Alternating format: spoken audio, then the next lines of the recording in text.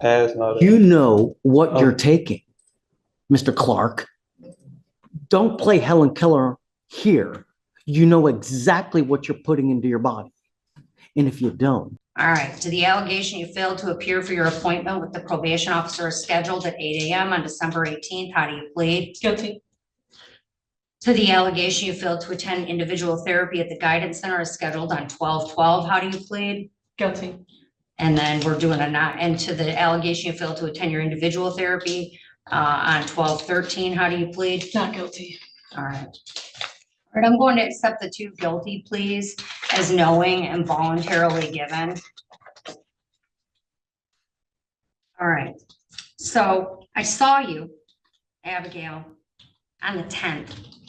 And on the 10th, I let you turn yourself in for a day next door.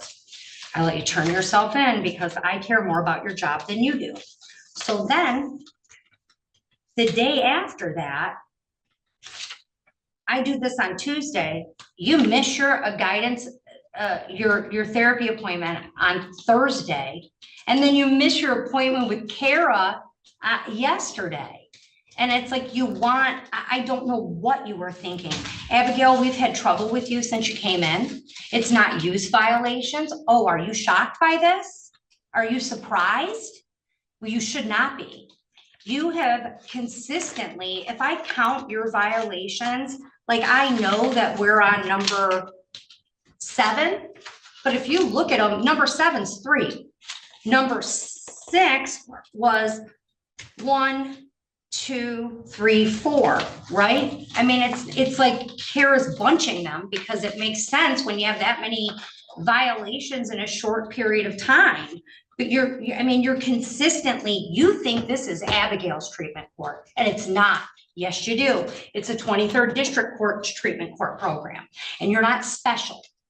You're not special in this program. Everyone else has to show up and they have to do what they have to do to survive, but not Abigail. Abigail can cancel her appointments as she sees fit. She can miss things, and it's a consistent pattern. And the response that we always get from you is like, well, I have a job. Well, your recovery is more important than your job. Because if you're sitting in Wayne County Jail, quite frankly, Abigail, on this, it should have been charged as a 3rd, and you should have a felony right now. Because let's talk about your record for a minute. You've had 3 drunk drivings in how long? Within a couple of years. Right? When was your first one? February of 2023. Okay. When was your second one?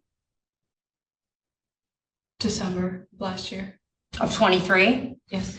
Okay. Oh my gosh. When was your third? April. April of 24.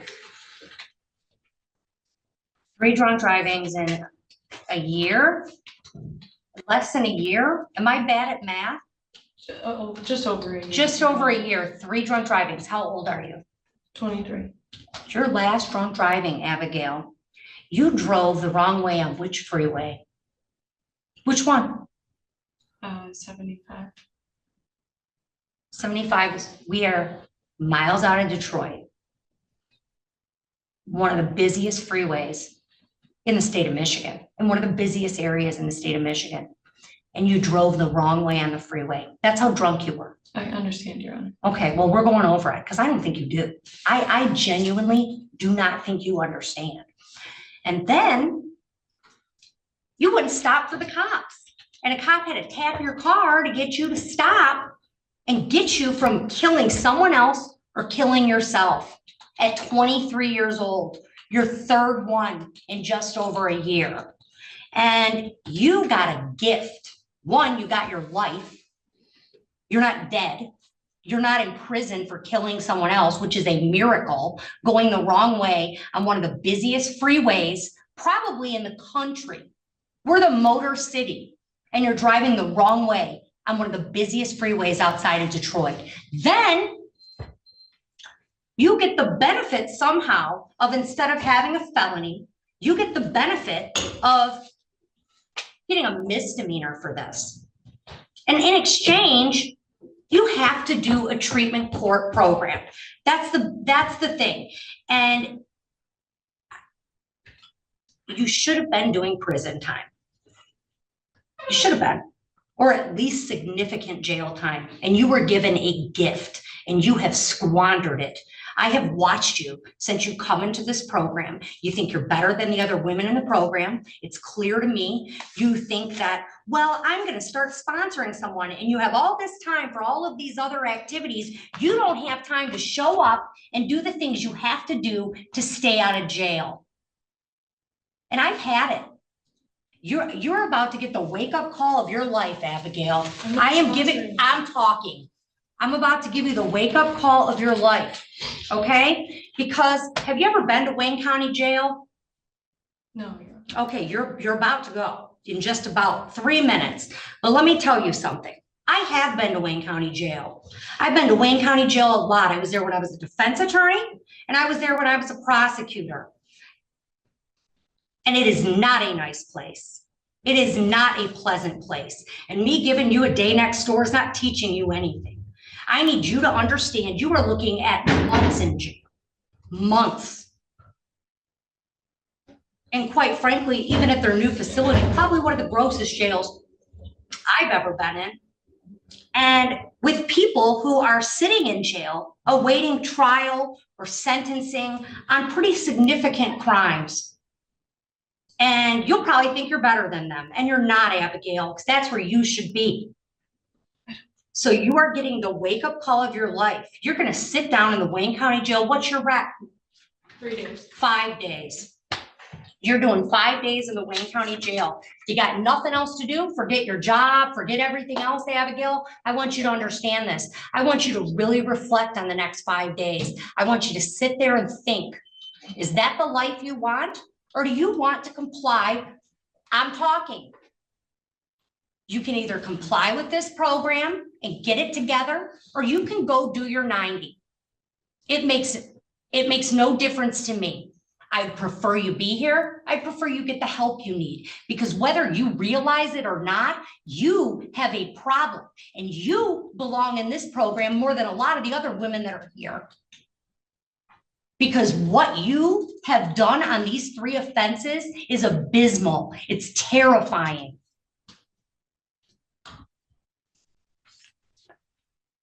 You're doing your 5 days at the Wayne County Jail. I'm writing no early release. You're gonna really reflect. You'll be out for Christmas. My gut tells me to give you 7, and I don't know that you deserve that yet.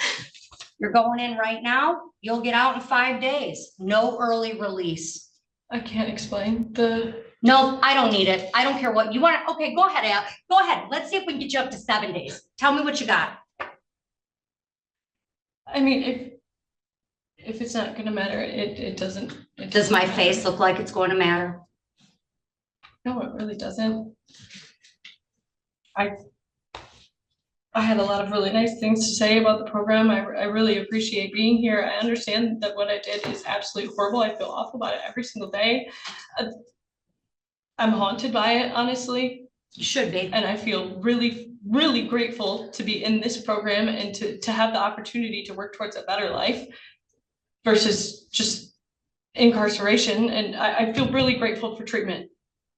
Well, show up and do the program or go sit in jail. That's your option. I was And when throwing you come up back- all week. I haven't eaten in 6 Abigail. days. That's why I missed on Wednesday. Abigail, listen to me. I'm going through an epilepsy diagnosis. I'm having seizures in my sleep. I slept through a therapy appointment, and I have a text from Josh that says any day that we need Zoom, we can use it. And then I showed up. And then he told me that we couldn't use it. It was a misunderstanding, miscommunication on his part or mine. I don't know, but I genuinely, I took everything into account the last time I was in front of you, and I took. And then you immediately missed another appointment, and you're. I'm done. I don't want to hear anything else. I'll mark your file medical. Enjoy your 5 days in the Wayne County Jail. When you come back, you can tell me whether you want to be here or whether you want to give your spot up for someone who's earned it. There's a hearing date for the. I don't care about the other violation. Dismiss it. All right, come on up. Ms. Heiss, I need you real quick at the podium. I need to give you your appeal rights. All right, Ms. Heiss, I did not give you your appeal rights, and I want to make sure you know them. An appeal to circuit court may be taken within 21 days from the date of your sentence, or as permitted pursuant to MCR 6.625 parent B. If the sentence includes incarceration, which it does, and you wish to file an appeal but are financially unable to retain a lawyer, the court will appoint a lawyer to represent you on your appeal if the request for a lawyer is made within 14 days of sentencing. Understood? Yes. Okay, thank you, Ms. Heiss. You're all set. Can you please not make Ms. Heiss listen to that for too long? Is Kara still here? She go down. I don't. So I spoke with pretrial judge and I spoke with the coordinator. Per pretrial, he's tested positive presumptively because they have to send it to a lab for confirmatory for alcohol and THC. I think they described his behavior as Threatening. Have you, and I'm not going to stand for your threatening anyone in this court at any time. That is, every part of this is an extension of us. I don't care where you're going. I don't care what building you're in, whether you're in pretrial services, whether you're taking a drug test. It's unacceptable, and I'm revoking your bond. And he now goes with you. yes, sir, no, sir, arms by your side. All he's doing is setting the rules that you want to follow, okay? Yes, sir. What's the name? Bledsoe. Evading arrest and terroristic threat. He was in custody because he had a pending felony in the 228. So he's bonded out on all. The evading, I think, is 12 yards per the officer. So I see that on 10/17 of 24, he picks up a felony assault. And 3 days later, he picks up a terroristic threat, and then he picks up an evading arrest. And they give him PR bonds on these cases? Is that what happened? And He bonded out since his last setting. I didn't check to see if they were PRs or not, Judge. I know that he had to pay money in felony court. yeah, it's just, I'm not down with PR bonds on this. I mean, he picks up 2 new cases if it's the same. Well, hold on a second. Let's not get ahead of ourselves. You've now picked up 2 new cases. You picked up a terroristic threat. You picked up an evading arrest. I will say our cases are the new cases, so I wouldn't call them Alright. new, they're just cases. Well, he picked up the felony, and then afterwards he picked up these 2 I misdemeanors. don't understand why he's coming here in December when he got a bond in October. How on earth is it? He was in custody, I think, on the felony. Oh, I see. Okay, and then he bonded out of the, right, okay. Yeah. Got it. All right. We are going to do probable cause. You have the right to remain silent. Anything you say can or will be used against you. Please, what happened? On October 19, 2024, officers were dispatched to a minor crash at a residential home in Harris County, Texas. The call described a male at the location crashing his motor vehicle, then pulling a gun and was trying to fight people at the location. When officers arrived at the location, they observed people at the location pointing at the defendant. Upon contact with the defendant, the officers introduced themselves as Houston police and told them to stop. The defendant then walked into his residence and came back out approximately 2 minutes later. The officers instructed the defendant to come towards them, but the defendant began to evade on foot from the officer the second time. The defendant ran approximately 12 yards from the officer before placing him in handcuffs. A person search on the defendant revealed he had a prior arrest and an active felony warrant. Upon contact with the complainant advised the defendant was driving up and down the street in his car and crashed. The complainant stated the defendant began to tell the complainant he was going to shoot him and kill him. The complainant advised the defendant then began to reach into his waistband and kept saying he was going to shoot him. The complainant feared for his life and felt threatened by the defendant's statement. I will say, gun was never found, no charges where the gun were ever filed. They charged him with terroristic threat. They would have charged him with ag assault if the police had believed that a firearm was used. Mr. Bledsoe, let me make something perfectly clear to you. I will do everything in my power to protect my public at all costs. And I don't care if I have to make your bond $2 million. I'm going to do everything in my power to protect my public at all costs. Do you understand? Yes, I don't care who you are. I don't care where you come from. I don't care what, nothing. I want my county safe. You will be signing an affidavit with me today, promising me that you're not going to have any weapons whatsoever. And if I find that you have a weapon, I can have a contempt hearing. You're looking at 180 days in jail every time if you're caught with a gun. Do you understand? I'm sending you now for a drug test. I want to know what, if anything, is going to be in your system as well. I'm ordering you not to use alcohol or illegal drugs, and I'm going to test you like crazy. Do you understand? Yes, sir. What do you do for a living? I work for Leland Airmark Bakery. Okay, that's what you need to concentrate on. Working a lot so that your time is occupied. When you have too much time on your hands, you become self-destructive. Do you understand? Yes, sir. Do You're right you about have, thank you. Do you have a Texas driver license? that. It's a yes or it's a no. Then you're not allowed to drive. On this affidavit, you will also be promising me that you're not going to drive. Do you? Do you have a different state's driver's license? City? He asked if you have a Texas driver's license. Do you have a driver's license from any other state? No, I'm from Houston. Okay, sorry. I'm just making sure he didn't have Louisiana or something. Not drive. I am also putting on this affidavit that you're not going to drive. Do you understand? Yes, sir. You're looking around, you're just, heed this warning, Mr. Bledsoe. Do you understand? Yes, sir. Yes, sir. I totally understand. I only have one off day. I just sleep all day.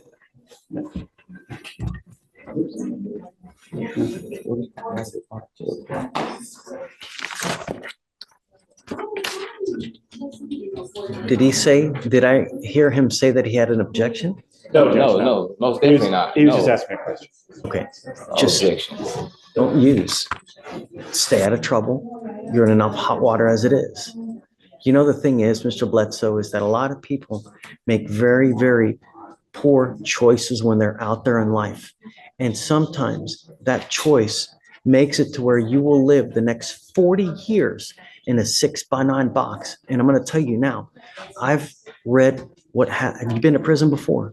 Nope. I want you to hear me. I've read stuff about what happens in prisons, and it had me in tears. It was as bad as could possibly, if you think of your worst nightmare, it's worse in our Texas prisons. They don't give a rat's behind about you, and you will be passed around like a proverbial doll. It's awful. Believe me, it's not worth it. Don't have a gun. Yes, sir. All right? Thank you, All Judge. right. If I can, Judge, I don't believe there has been actually any evidence presented to warrant a Hold bond on, Stephen. revocation. She told me yesterday that there had been multiple threats. So, all right, to circle back, there's a couple things. In speaking with pretrial, I have not received any information about threats. I've received information about cursing and rude behavior. Yes, Judge, Don't there was speak. no like threat of like harm or anything like that. It was just more so attitude. He was making people in our office a little bit uncomfortable just with his demeanor and the things that he was saying, but none of it, to my knowledge, has been anything, putting anyone in danger, threatening danger, anything of that sort. This is where I You will. have an open criminal case. You're to be humble and contrite.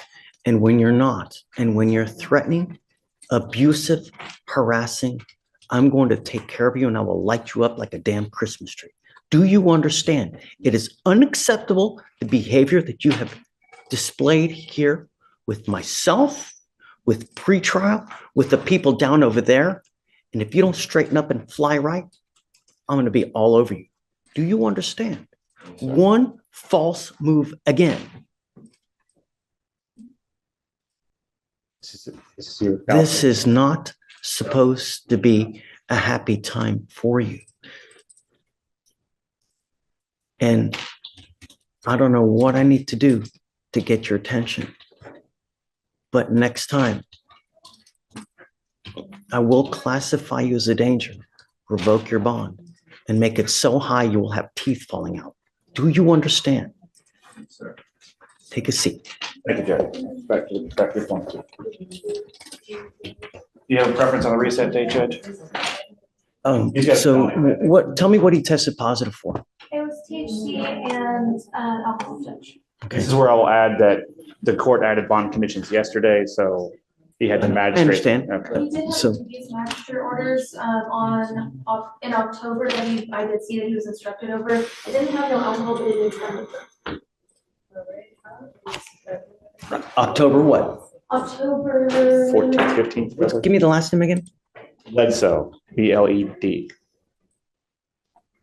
Oh, no, he's still smoking weed then. I mean, if they told him not to use any kind of illegal drugs and he tested positive right now, give me the date, please. Come up, Mr. Bledsoe. You're not off the hook yet.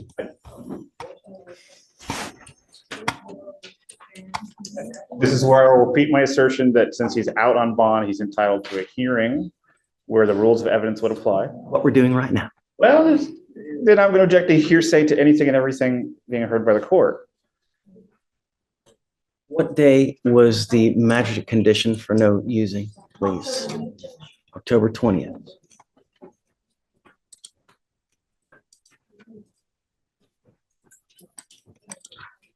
I also give my spiel about THC seltzers that I could buy at Specs that have no alcohol but have THC in them. You are not to use alcohol. You are not to use illegal drugs. I'm going to give you the benefit of the doubt, and I'm going to test you again in 2 weeks from today. If you test positive for THC again, and I don't care what it is, I don't care if it's a gummy, I don't care if it's a joint, I don't care if it's Delta 8, if it's Delta 9, if it's Delta 352, whatever it may be, you will stay with me. Do you understand? Yes, sir. Get whatever records you need. But if you test positive for THC again, Yes, you're sir. on notice now. You will stay with me. Yes, sir. Okay. Thank you, Judge. Have a seat back in there. Come on. But did you have a preference on the reset date, Judge? 2 weeks, whatever you want. Oh, I'm sorry, you're right. You said And 2 I'll weeks. test him back and we'll see. Oh, I looked for a bond violation, but I couldn't find a bond. I asked pretrial. so what happened was that we gave him a PR bond, right? I put conditions on him. He violated the conditions. We asked him to show up. He didn't show up again. We issued a warrant and he got out again. And they gave him another PR bond. I'm not down with another PR bond. When you continue to fail at us and not do what you're supposed to do. Hospital records that, or at least saying for that particular date or time period that he was hospitalized. I have pictures too. I don't know if that coincides with all the dates. We'll see.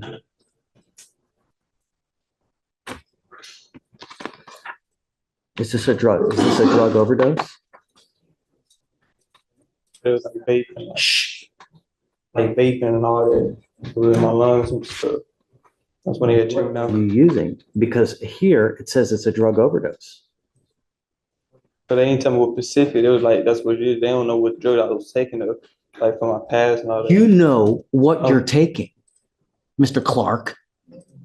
Don't play Helen Keller here. You know exactly what you're putting into your body. And if you don't, I can't imagine how incredibly just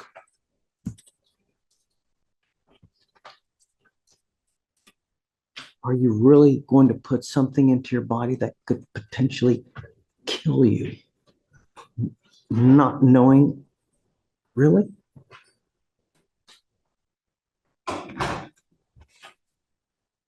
You were on a freaking ventilator, paralyzed, Mr. Clark.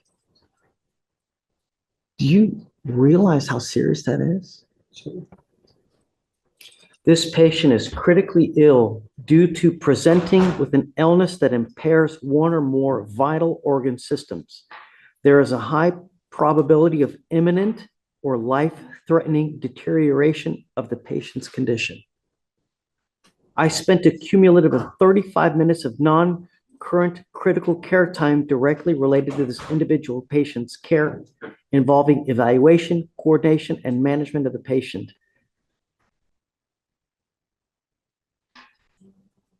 There was benzodiazepine, fentanyl, cannabis,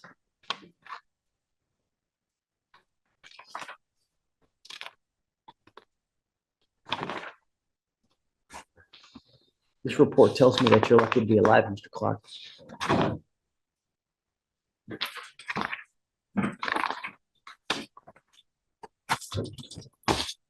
I'm sending you for a drug and alcohol test right now, and I want you back with me tomorrow. You understand? Sir, I'm giving you a curfew. You are not allowed out past 9 p.m. And I'm going to put a monitor on your ankle as of now. If I find that you're out, if I find that you're using, I'm going to make your bond $100,000. Do you understand? sir, You are not allowed to use any alcohol, any dope, and I'm going to test you 2 times a week to make sure that you're not using. And the first time you test positive for anything, and you come in here and try to tell me you got a marijuana car, you got a cocaine car, you got a fentanyl car, you got something I don't give a rat's behind, I will keep you with me. And if that's the way I'm going to say to you, so be it. Judge Norman's here if you want to talk to her. Which one's mom? Where's mom? She's in the back.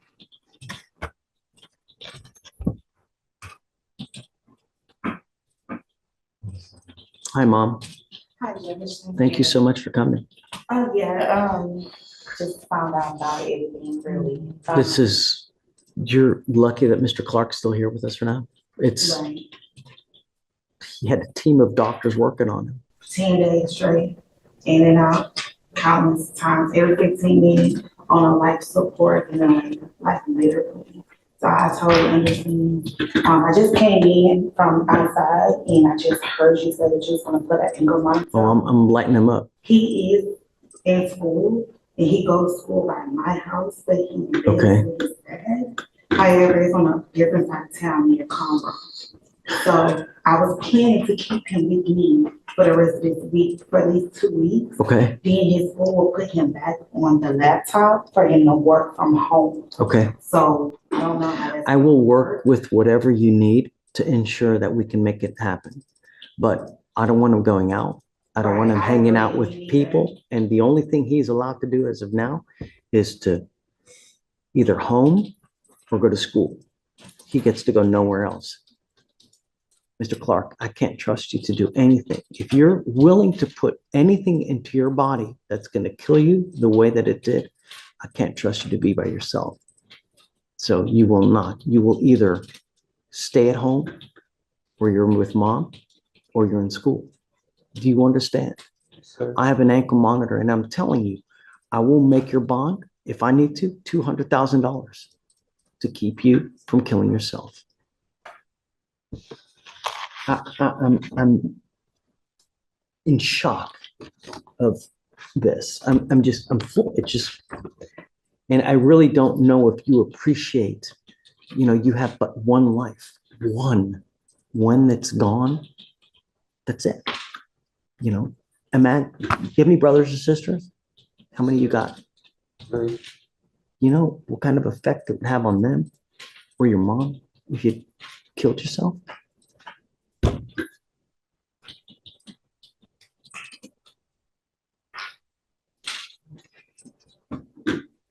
I will do whatever you want to do. So if you just detail me the schedule, but I'd like him here to test with me 2 times a week. So I know what, if anything, he's putting in his body. And I've told him no marijuana, no dope of any kind, unless it's prescribed by a doctor. So, and at the first instance he does something in violation of this, I'm gonna lock him up. Can we take away the ankle monitor because it's gonna be very hard for him to travel from Conroe all the way to the actual. So, no, but I will let you travel. That's why I'm saying you tell me what hours we should do, and we can do that. I will work around whatever schedule you need. The ankle monitor tells me if he's at home at night, so that he's not sneaking out in the middle of the night, because you can't keep an eye on him 24 hours a day. Do you work? Yes, Right. When the cat's away, the mice will play. I work at home. Oh, And well, that's what I'm good. saying, because his father and I, we're divorced. I live in Conroe, where he goes to school. His dad lives over there on the southwest, like 16 area. So he's So gonna do the ankle you tell me, so the ankle monitor tells me where he is at all times of the day. I'm not taking it off, but I will work around it so that we don't issue a violation when he's with you when he's with dad or when he's doing what he should be doing. It's only there so I know if he's doing something he should not be doing. We all will get a detailed printout of what he can and can't do. So he will know where he's allowed to go, when he's allowed to go. So you just tell me when and the day, and we will tailor it to you. Okay, the rest of this week and next week? I'll have you work with pretrial. I'm telling you what we're gonna do as far as how to implement it. They will be there to help you with the schedule, like, like you work from 9 to 2 or, and then, where he goes from there. You have no friends as of this moment. You are not allowed to hang around anyone. Do you understand? The only friend you have here is mom and me.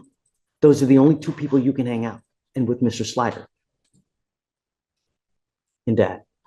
You're with anyone else, then I will keep you with me. You use anything that's harmful or injurious to you, you know what happens. Do you understand?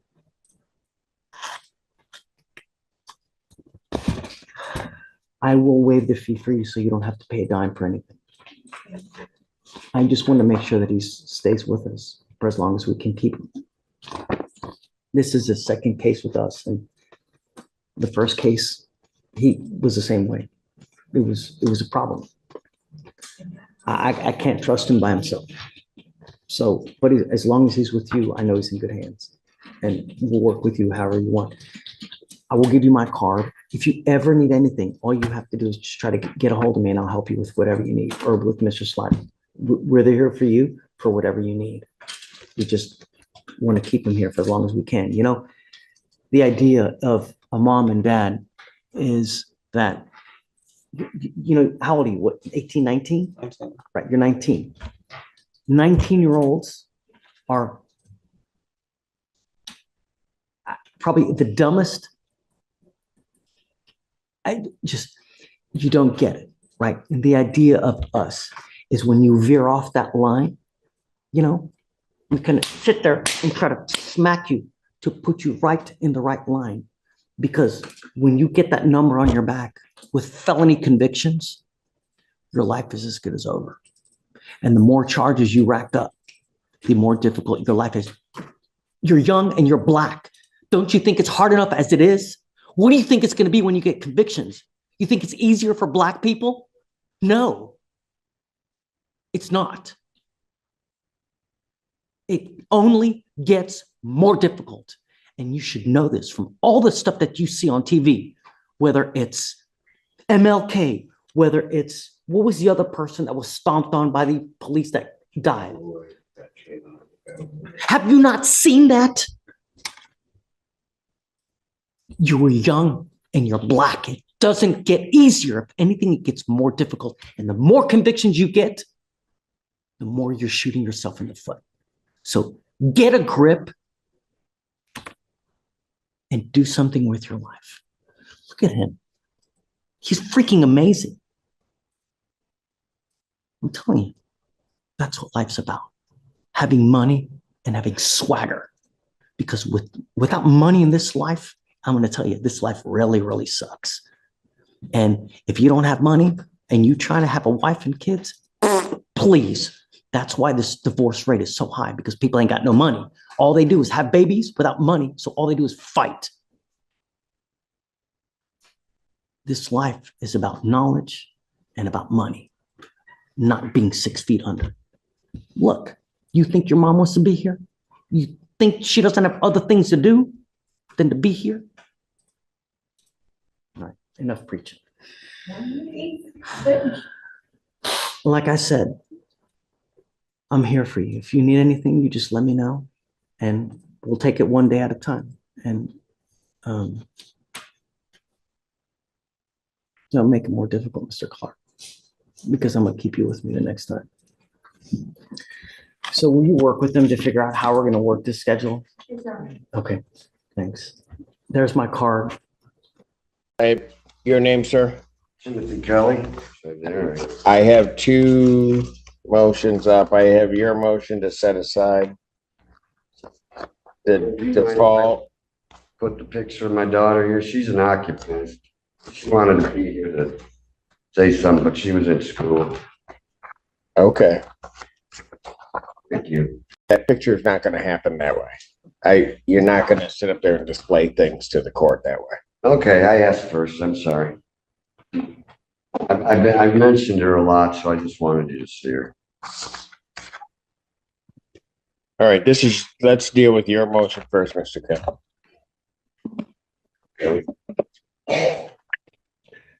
Come on, Your Honor, did you get the evidence package, the exhibit evidence? I asked the girls when I walked in,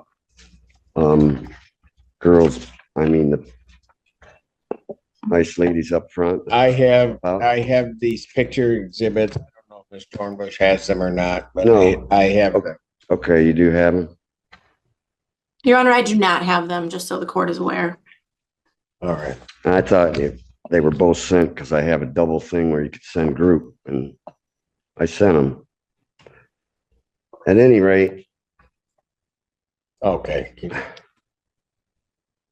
All right. Your Honor, I just, with due process, the most important thing is being heard, and I haven't been able to be heard yet and state my case and defending myself with all these accusations. And, you know, that's why I know I missed the trial, but there's all kinds of things, reasons for it. I've met all the demands of the court. If you remember, I was before you for 4 or 5 months in a row dealing with the rent, and we made decisions and I lived up to the demands and so on and so forth. So I did you read the motion where I gave you? I have read everything Okay. that comes in this. All right. I didn't know. I'm just, I want to have a trial. Sir, I gave you that opportunity to have a trial on October 30th, and you failed to appear. I know, but fails to appear sometimes happens. Can I read something to you, Your Honor? This is all diversion programs and sent down by the Attorney General to try and help tenant-landlord disputes. That a judge could take a proactive role in the hearing by ensuring that both parties So know. what are you reading from? It's recommendations from, we never even got a chance to talk or settle. I mean, we had a last settlement conference, but we didn't talk about anything. And before that, the attorney and the landlord, the property manager kept me from talking to him. We couldn't even try and settle. And throughout the whole thing, all the legal stuff that I read is that you try and work it out before the eviction case. And also I have, this is for sure a retaliatory eviction, and you wouldn't even let me speak on it the one time I brought it up because. Sir, you know what? What? If you give me a trial, Your Honor, did you read the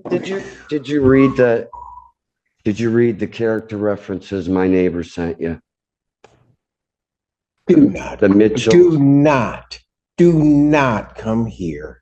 What? At this hour, questioning me. I'm not about what you think I haven't read.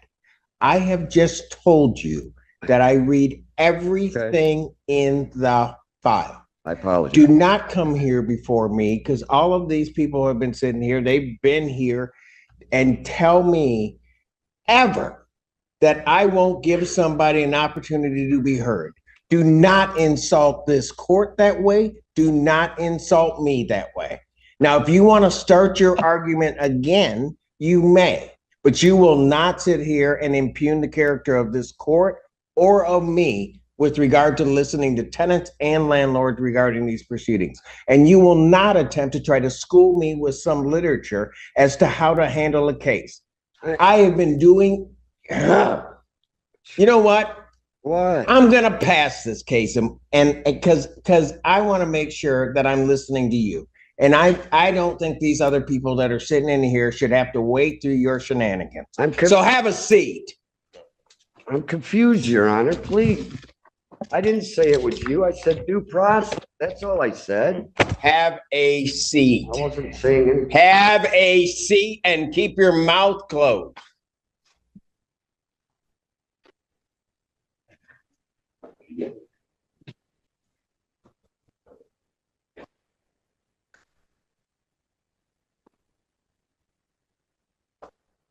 You throw something down again, we're gonna have a problem. Will you throw something down again, we're gonna have a problem.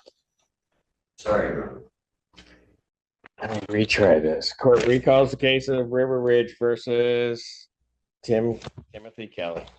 This is your motion to set aside the default judgment. There are two parts to the setting aside of a default judgment before you start going on. The first part is that you have to have good cause for failure to appear. State every reason for your good cause for failure to appear for the trial.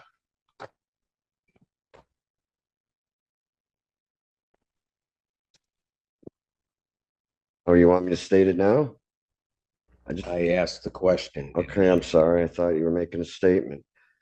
Well, as I iterated in the motion, that one, I don't have transportation. It's very hard to get it. I don't have the money for an Uber or a taxi or any of that. If you recall, I told you, for one of the hearings, I rode my bike 30 miles round trip. So it's not that I wasn't trying to get here. And I also, right from the beginning, everything I've told you has been the truth. I mean, in the beginning of we had trouble with the rent. I told you that I was also going through litigation with a friend of the court. And as a father, that's a very hard thing to figure out and such. So that's one of the reasons was my daughter called me that night. She had an emergency and I had to take care of it. And she was with me the next day, the trial day. And we received no notification or phone call from you indicating that there was some delay or some reason why you couldn't be here that day. Is there a reason why you didn't call the court? Yes, and I'll tell you, that week I had dropped my phone and it broke and I had no way to call anybody. I didn't have any way to get any of my trial stuff out. I couldn't access anything. I didn't have the money to buy another phone. So for 4 days, 5 days there, I was in purgatory, so to speak, without being able to communicate, without being able to get anything off the phone pertaining to the trial or this case. And that's the truth. You mean you couldn't have found a place to call from? Pardon me? You couldn't have found a place to call the court from? Yes, well, I was in the middle of this. Look at my child. I don't want to put it on record yet because it has to do with some serious things going on with her safety wise. So, and I didn't know, it's very hard I don't want to, can I ask you a question about the trial? I mean, I don't want you to think I'm questioning your judgment, but I'm confused about why it was set on to the bench when I demanded a jury trial way back. We have already gone through this. You failed to comply with the escrow order. Plaintiff was entitled to a trial as to the issue of possession, an immediate trial. I set it out a few days. We have been through this. I'm not relitigating everything, nor answering all of the questions that I've answered for you in the past, Mr. Kelly. I'm just not doing it. I don't recall us talking about whether it was going to be a bench or a jury. Honest, Your Honor. And I've Your Honor, met. I can state the exact date that this was addressed because I specifically emailed the court to clarify if the jury was waived and was able to verify. So I can remind the court the exact date that conversation happened. I thought at that time that it was I'm not going back over this. Your Honor, if you would listen to, if I could cross-examine witnesses and bring my witnesses in, you'd see a different light on this, I swear. I haven't been able to present anything.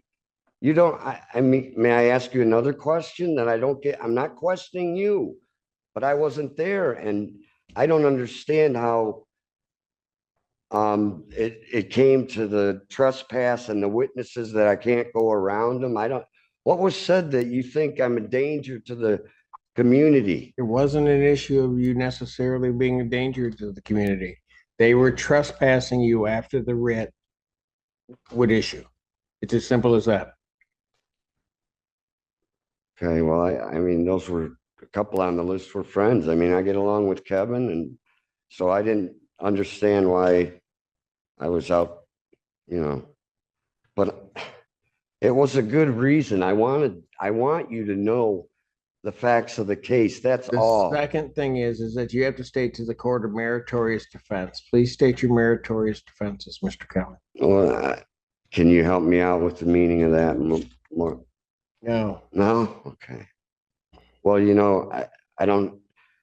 know have a right to counsel, but all the resources are used up. I have tried for since this case began to get some help from the state and all the resources that are listed, and nobody, they're all filled up. I think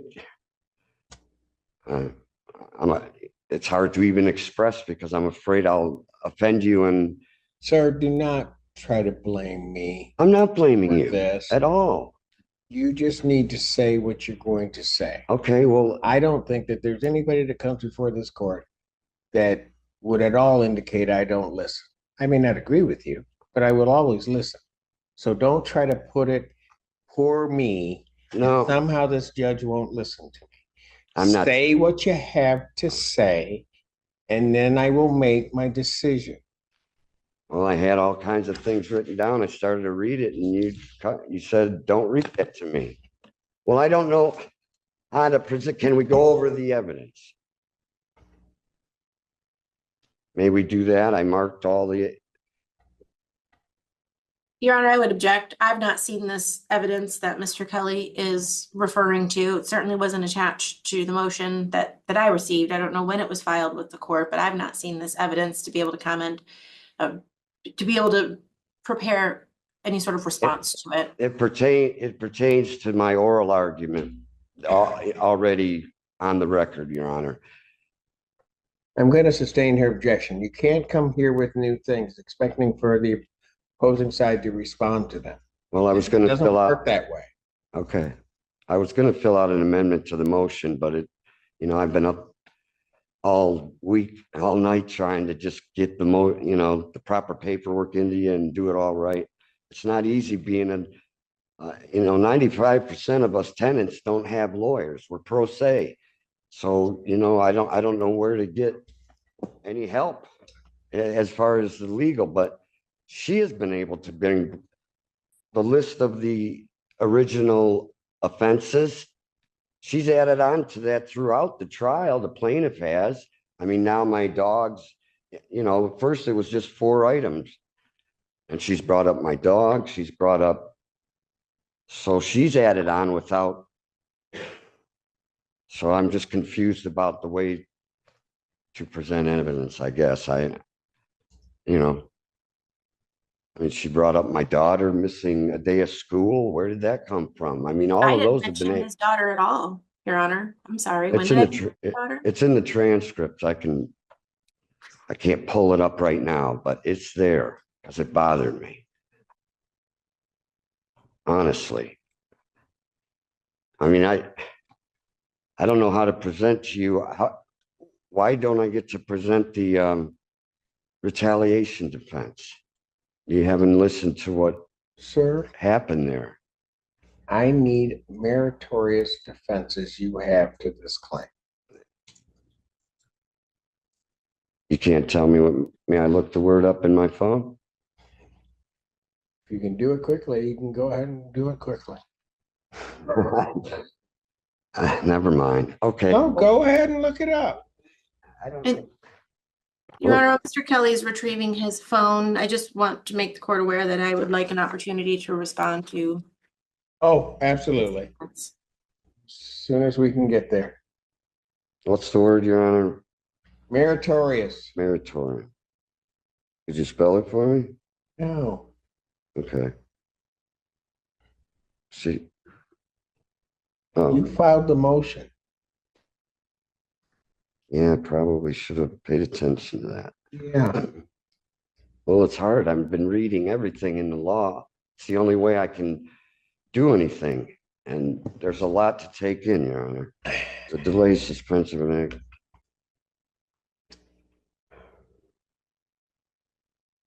Oh, okay, I know.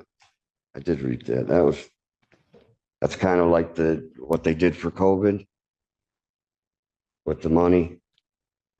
Do I have that right? Sorry. I don't know what you're talking about. Well, I'm I have no idea. is what it that means. moratorium? I'm sorry. Okay. My defense is that I just want to be heard. And I didn't say that you did anything wrong to make that not happen.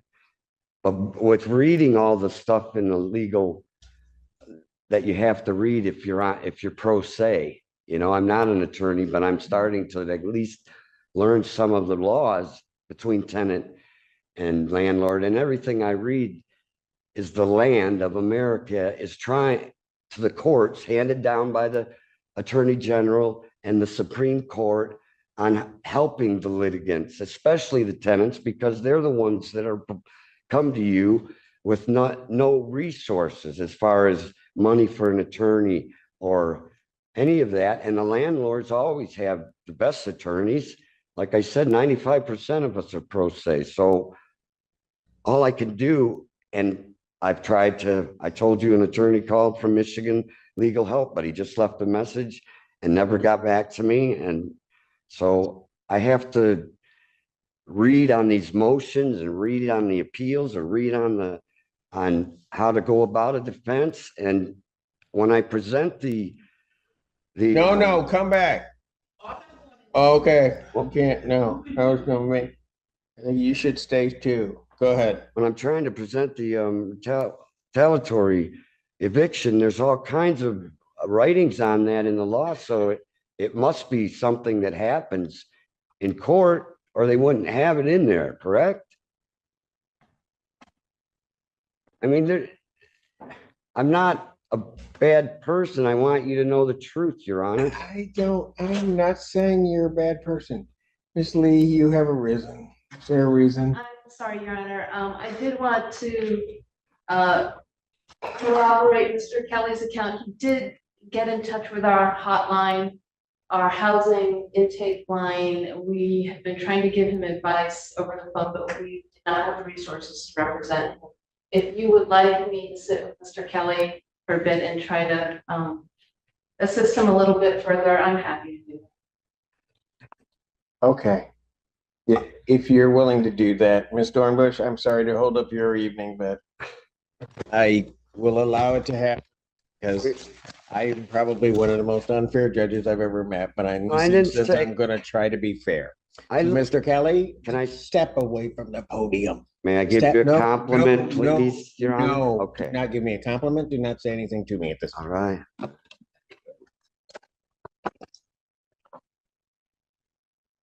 I'm going to handle Mr. Fink's case as Ms. Dornbush. Sooner or later, you'll be able to go home. Okay. She's going to be mad at me. I would never dare. I tried. River Ridge versus Timothy Kelly. If Ms. Dornbush. I am still here, Judge. Yeah. I called the case. What are we doing? Well, Your Honor, as far as what you asked me about the defense, I just want to make a notation at the bottom. It says, upon information relief, resident has failed to remedy the violations after being given an opportunity to cure. Thus, grounds for termination exist. I did cure all of them at the time they asked, every time they ever asked, it was always, I always met their demand, whether I liked it or not. So I would like an opportunity to go to trial and defend this and show you that. And as far as any verbal abuse, I put in one of my letters that, or one of my motions that somewhere there's a phone call of that, because it was a three-way conversation, and I didn't know if I needed to look it up or not. But as far as the upon information belief and all those lists, please, I deny them, and I can go one by one if you want. I'd just like the opportunity to show you and cross-examine witnesses if there are any, trying to accuse me of this. I adamantly deny most of what's on here. I mean, there was the car, we talked about it, on the grass, but that was during the settlement conference. During what I was just trying to explain to you is that's not how it was. It says parking on the lawn on or about. That car was on the lawn for about 3 months, and then she asked me to move it to the drive. We pushed it to the drive, and then it finally got towed 3 months later for expired plates, because the car wasn't running at that, but it had legal plates up until that point. That's all I was trying to explain that one day about the car when, the final settlement conference. I wasn't disputing that at one point it was on the lawn, but it's kind of, and I don't know how that works, but I do have witnesses for most of these to dispute them. And I don't know if you have that in front of you, but doesn't that read like if the cure was given, that there wouldn't be grounds for termination, or am I reading that wrong? Because I did cure everything they've ever asked me to do as far as moving. All right, Ms. Dornberg, your response. Thank you. Oh, Your I'm Honor. sorry, I don't have. Go ahead. I'm waiting for Mr. Kelly to get his hearing device. Thank you. Your Honor, at the outset, when Mr. Kelly first began speaking, he made a statement that he has complied with all demands of the court. And I want to first address that statement because that's absolutely false. Mr. Kelly has not complied with all the demands of the court because he was ordered to do several things early on and he did not do any of them timely. Most recently, he did not pay the full October rent into escrow. He did not pay November rent into escrow. He did not pay rent into escrow with the motion that he filed, even though he checked the box stating that he did. He made a statement, Your Honor, that there was no opportunity to settle this. That is also false because Mr. Kelly and I had a very lengthy conversation back in August, at which time we did attempt to settle this, but the settlement offer that I was authorized to make was not something that Mr. Kelly was satisfied with. The only settlement that Mr. Kelly wants is an agreement by my client that he can stay. And that's not something my client is going to agree to. And I made that very clear to Mr. Kelly. Your Honor, with respect to Mr. Kelly's motion and his statement that he has good cause for his failure to appear, he put many things in his motion, Your Honor. I would say the majority of them have absolutely no relevance to the issue of good cause. That is delineated in the response that I filed with the court. And Your Honor, just for Mr. Kelly's awareness, there was a glitch in our system and the address that I mailed my response to, which it went out day before yesterday, so we probably wouldn't have been delivered by today anyway. It's not going to go to him. So with his permission, I will email him a copy of it if he wants it for his records. I'll stick it in the mail as well, because I do have his email address. Okay, yes. Well, you have the court's permission to do that, understanding what you just I don't have a problem. Thank you, Your Honor. The specific issues that he put in that I believe have absolutely no relevance to the issue of good cause is that the court being aware of his transportation issue and is having to ride a bike to the court previously, he somehow managed to get here every time. Further, for this specific motion, or excuse me, the trial date, Your Honor, Mr. Kelly stated he had a ride lined up and he chose not to take the ride because of another reason, and we'll touch on that in a moment. But he had a ride lined up and he has a ride today, I believe. My client's here and sees that there's another resident in the community that she believes may have driven Mr. Kelly to court today. So clearly he has the ability to get transportation here. As the court noted, Mr. Kelly didn't call the court. And Mr. Kelly made a statement that his phone was broken. But Your Honor, I seem to recall, and maybe I misheard, but in this hearing, when questioned about why he didn't call the court, he said he didn't have a phone. But just a minute before that, didn't he say that his daughter called him about an emergency? The night So before. daughter was able to call him the night before. If his phone was broken for the 3 or 4 days before that, somehow he didn't have a phone the morning of court to call. But not only that, he's obviously got people in the community that are there to support him. As the court pointed out, he could have borrowed a phone from anybody. So I don't believe that Mr. Kelly has stated good cause. For the additional reasons stated in my motion, Your Honor, he stated his belief that he'd be given a break because default was a possibility, may enter. But Your Honor, Mr. Kelly's been in court before and failed to appear and a default judgment was entered against him. And I referenced that particular case number in my response. Your Honor, he referenced his concern related to his alleged request for a jury trial, but the court has already touched on that. And Your Honor, the date, just for the record, that that particular issue was addressed was September 20th of this year. He cites an alleged case with the Michigan Civil Liberties Department, and I assume he means the Michigan Department of Civil Rights when he states that. Again, has no bearing on his good cause for appearing at the trial date. That he was finally in touch with an attorney from MI Legal Help. Again, no bearing on his good cause for failure to appear, and that he intends to file appellate pleadings. Again, no good cause for his failure to appear. Your Honor, this emergency with his daughter, I'm sympathetic to whatever's going on in his family situation, but Your Honor, Mr. Kelly has been stating various times throughout these proceedings that this alleged custody issue has interfered or detracted from his ability to meaningfully engage in this court process. And Your Honor, I personally did a search of the Circuit County Register of Actions.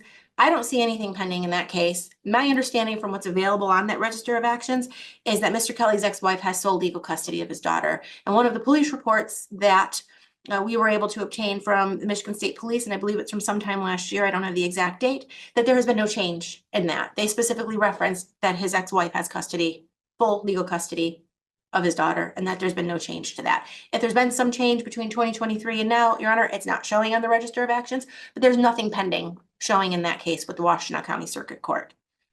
Your Honor, with respect to this alleged meritorious defense, first off, we've already addressed at the settlement conference before Mr. Kelly was taken into custody for that bench warrant, why additional things were added and more specifically stated in our complaint for termination of tenancy. And that is because the demand that was issued, Your Honor, states reserves the right to bring this and other issues that are lease violations to proceed on the termination action.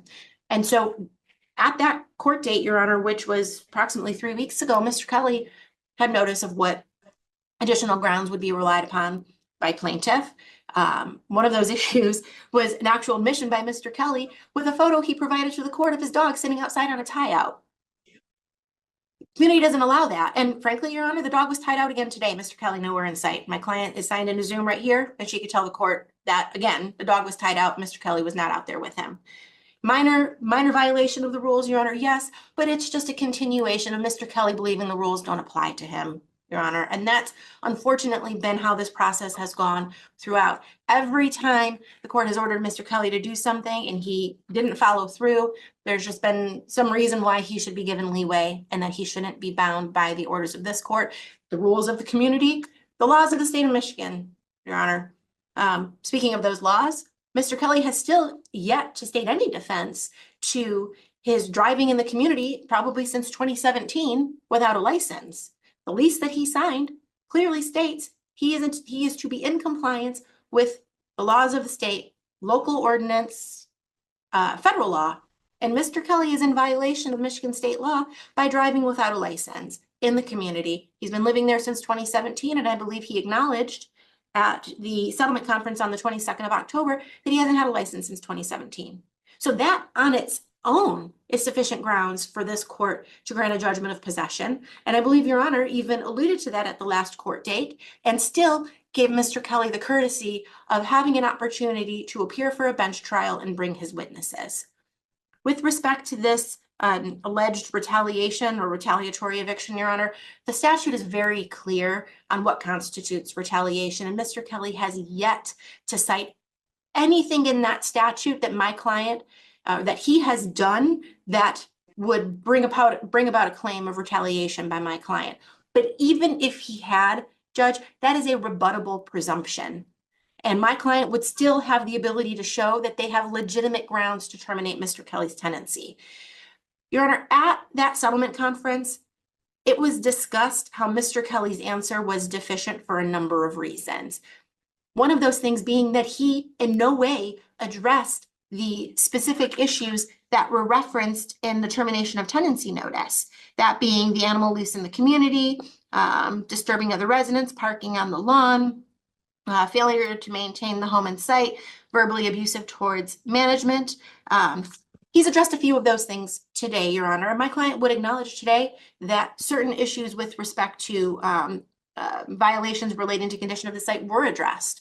But as we discussed at length at the October 22nd hearing, Your Honor, with respect to the vehicle, it sat there for months after violations.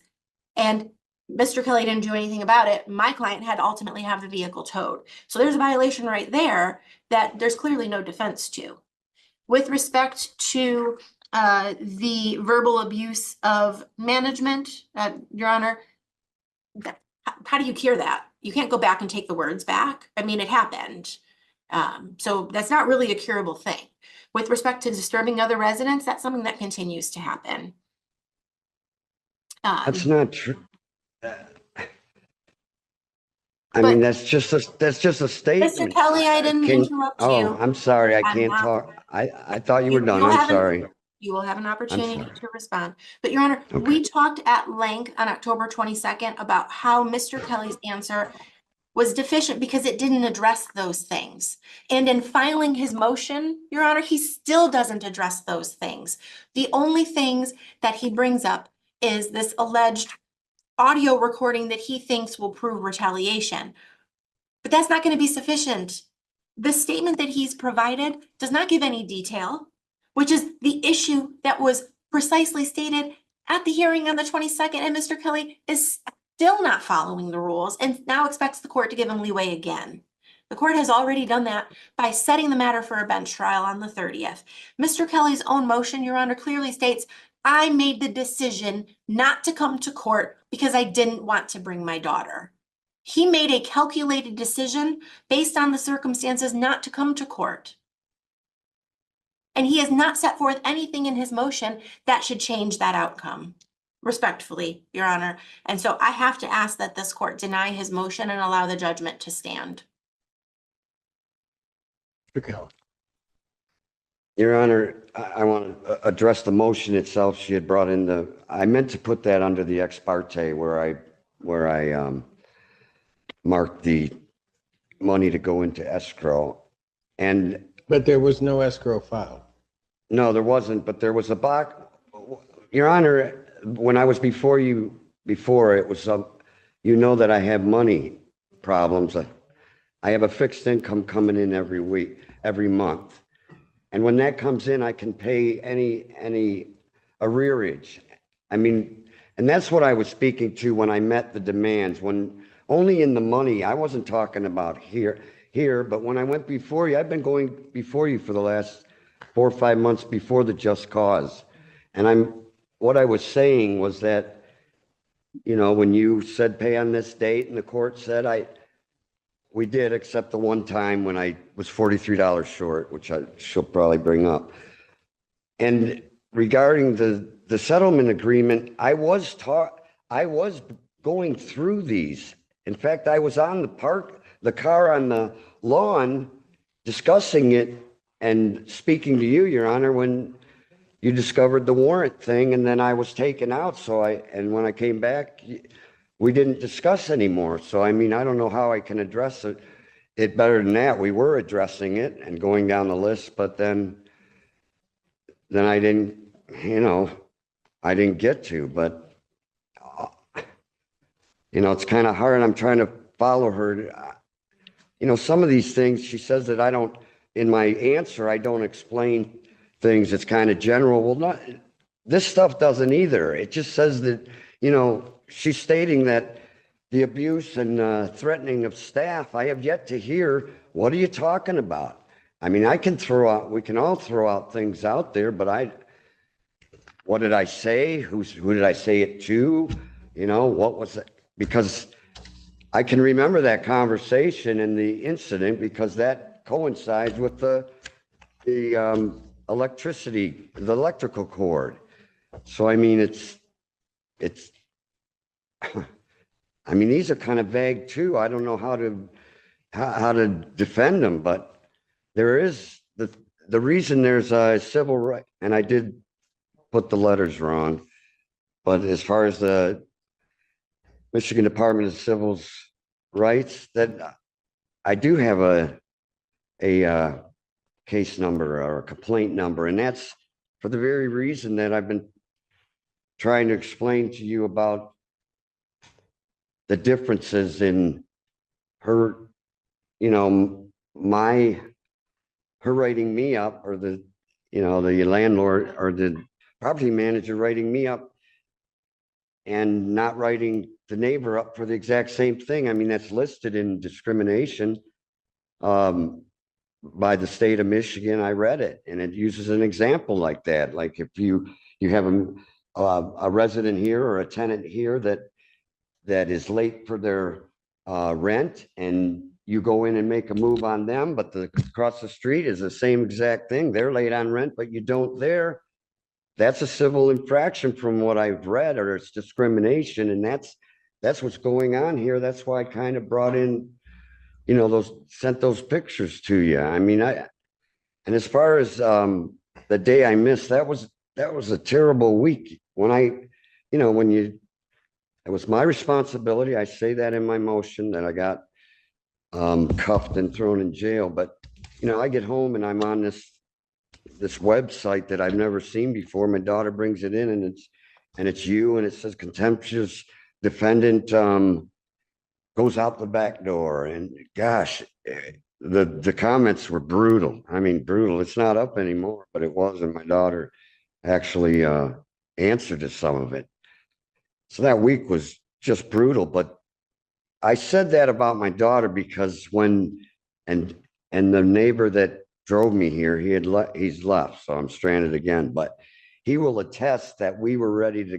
He was my ride. He usually is, and his car's in the driveway right now. It broke down, and I did try to get other rides, but everybody's at work at that time of day. So what I meant in that was I did have my daughter. If I do get a ride, I got to take her. I wonder if but you said you had made a decision not to. Well, only because I didn't know if it was allowed at the court. No. You're telling me you had this and this is what you would have done. But your motion says you had made a decision because of your daughter not to come to court. You can't have it both ways. No, I know. I explained before that but I was going to bring her, Your Honor. That's what that meant. But I said I don't want to make you mad again because I didn't know if minors were allowed in here. I mean, it explains that before that.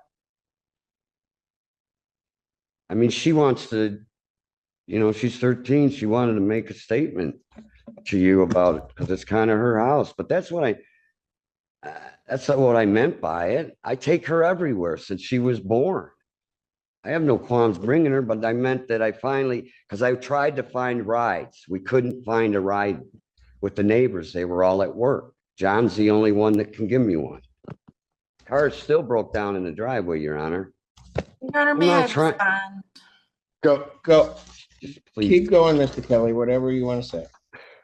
I mean, I can tell you where it's going, and I'm not an expert. You can't tell anything about it. Okay, maybe you're right. I'm sorry. But this is very tough to just present it in a professional way and say it as I mean, but that's honest. I mean, I was trying to get a ride here, but that was the final decision so I don't get a babysitter for her and go hitchhike down Michigan. I just said, since she's here, that was just meant that I made that decision after I couldn't find a ride. But I mean, I haven't skipped your court dates. I'm looking to save my house. I mean, and it's not necessarily, Mr. Kelly, it's not necessarily to stay there, Your Honor. Mr. Kelly, I'm gonna stop you because Okay. May I say, you just sat here, tried to tell me some story about that you were going to appear. I'm going right to what you filed with this court. okay, I have good cause for my failure to appear. I did not appear / answer because, I did not go to the court because I had an emergency hearing regarding my 13-year-old daughter the night before. Says nothing about you actually bringing her, said nothing about her coming to the court as though you just represented to the court. You didn't come because of her. I'm done. I don't have it by memory. I'm so done. Please, Your Honor, I just wanted to. Mr. Kelly. You're gonna tow my house away with all my possessions? Not you. Mr. Kelly, I'm gonna follow the law. I've listened to you all day and you keep going back and forth in some of these things. But I'm ready to rule. I've listened to the plaintiff, I've listened to you. Please give me a trial, Your Honor. Please. Mr. Kelly, I gave a trial date for the parties to be here. It should be noted, although plaintiff didn't say much about it, plaintiff was here with all of their witnesses waiting for you to appear. Everybody interrupted their day. They were here ready to go and you didn't appear. And quite frankly, from the court's perspective, the court doesn't hear from you for a good 9-10 days after the trial date. Don't hear anything about what happened, this, that, nothing. Sorry, Your Honor. No, you don't have to be sorry. I'm just saying, you're distorting what has transpired. Plaintiff was here, ready to go, ready to, I'm presuming, state with specificity, have testimony and evidence regarding every one of their allegations. You do not appear. Your notion that you've been following the direction of the court, not true. I had to beg you to get an answer into me. I finally got that to happen, told you to pay escrow, you didn't do it, and then still didn't comply with the escrow issue. You may have your reasons, but don't say you followed the direction of the court when you didn't, and you know you haven't. I guess I tried my best. You know what, sorry. Mr. Kelly, I have listened to you all day. Right. Now is my turn. I do not want to be interrupted.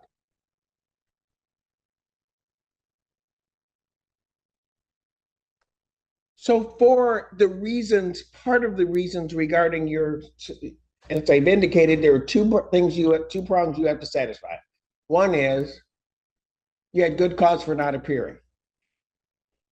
You have by no means established that you had any good cause whatsoever from appearing on that date. Now, you make it sound regarding your arrest on the bench warrant as though somehow or another you were manhandled, put in jail, locked in a cell, way down.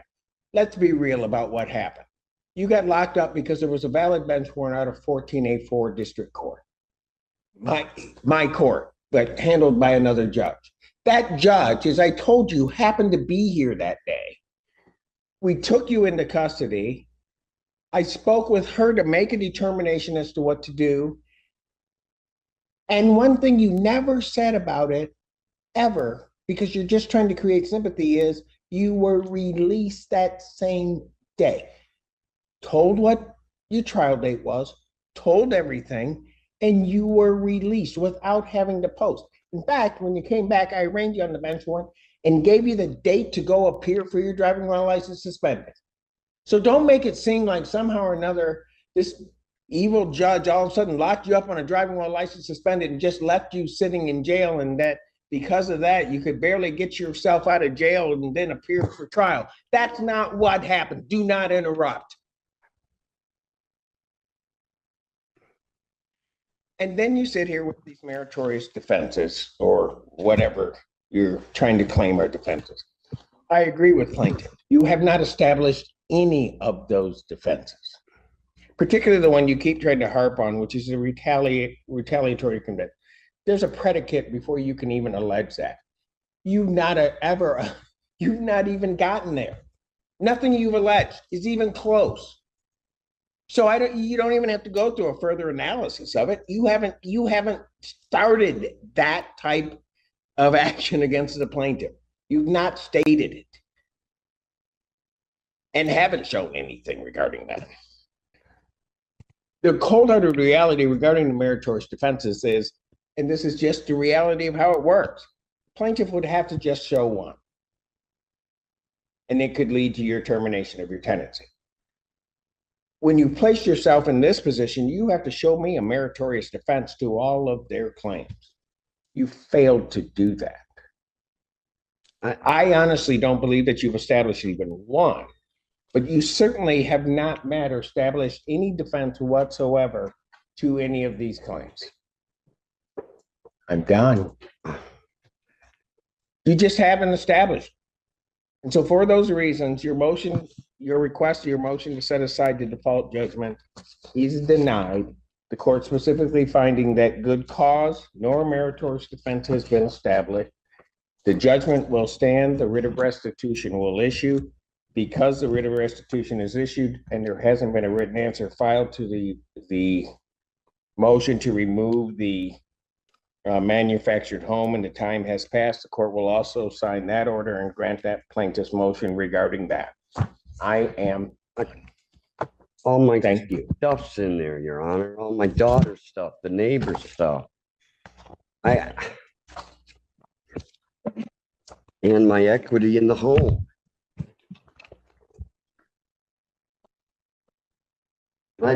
I want to say thank you that day. I did say thank you. It's on the record for you letting me go home that day I was caught.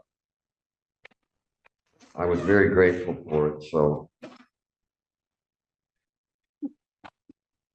Your Honor, I believe I submitted proposed orders for both, an order denying Yes. defendants and a motion, and an order granting our motion.